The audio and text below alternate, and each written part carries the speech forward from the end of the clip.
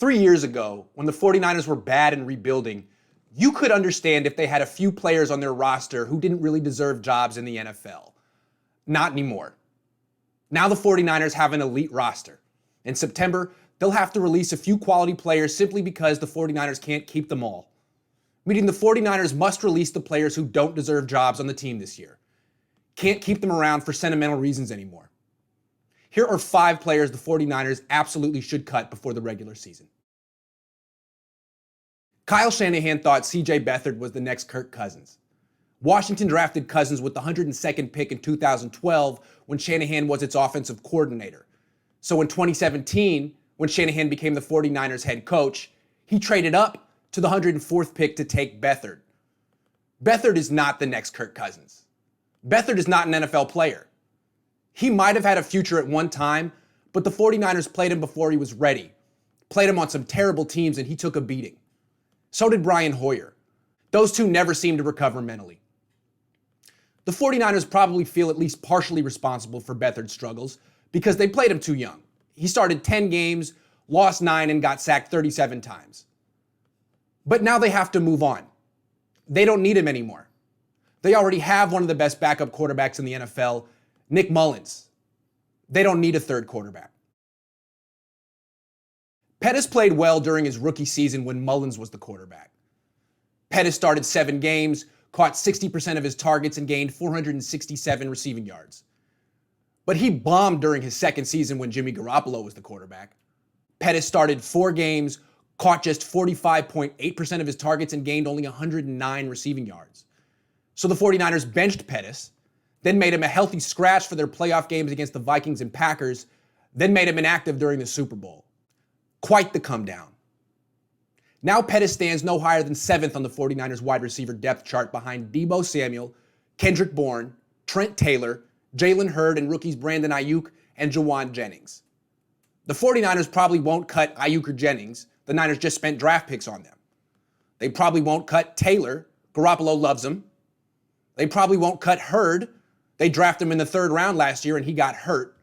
And they probably won't cut Bourne. He caught 30 passes last season. Should the 49ers keep 7 wide receivers just to make a spot in the roster for Pettis? No. Pettis has no role on offense or special teams, and Garoppolo doesn't seem to trust him. The 49ers should cut Pettis if they can't trade him. Who cares that they traded up in round 2 of the 2018 draft to get him? Admit the mistake and move on. The 49ers have replaced him. Compton is a 31-year-old guard who started 5 games last season for the Jets and played poorly. Worse than Mike Person, the guard the 49ers signed Compton to replace. The 49ers signed Compton because Washington drafted him in 2012 when Shanahan was its offensive coordinator, meaning Compton already knows the complex terminology of Shanahan's scheme. But so does Daniel Brunskill. Brunskill played for the 49ers last season and actually played well, unlike Compton. Brunskill started 2 games at right guard and more than held his own during Week 16 against former Defensive Player of the Year, Aaron Donald. Brunskill should start at right guard, and his backups should be Ross Reynolds and rookie Colton McKivitz. 49ers don't need Compton. And if they cut him before the season starts, they'll save $2 million. Coleman and Compton are similar. The Falcons drafted Coleman in 2015 when Shanahan was their offensive coordinator, and the 49ers signed Coleman in 2019 because he knew Shanahan's offense and could play right away. But Coleman's knowledge of the 49ers system didn't lead to success. He averaged just 4 yards per carry while the rest of the offense averaged 4.9 yards per carry. Coleman's running style didn't mesh with the 49ers. He likes to slow down in the backfield and cut back behind the center and guard.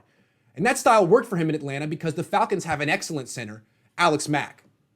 But the 49ers' best blocker is their tight end, George Kittle, meaning they need running backs who explode around the edge. And Coleman doesn't have the explosion he had when he was younger. He's now a 210-pound running back who runs between the tackles. Not ideal. Raheem Mostert fits the 49ers offense much better than Coleman. So do rookie undrafted free agents Jermichael Hasty and Savon Ahmed. They're all better outside runners than Coleman. And if the 49ers cut Coleman before the season starts, they'll save another $2 million. The 49ers won't save much money if they cut Thomas, only $90,000. They should cut him anyway. not for the cap savings.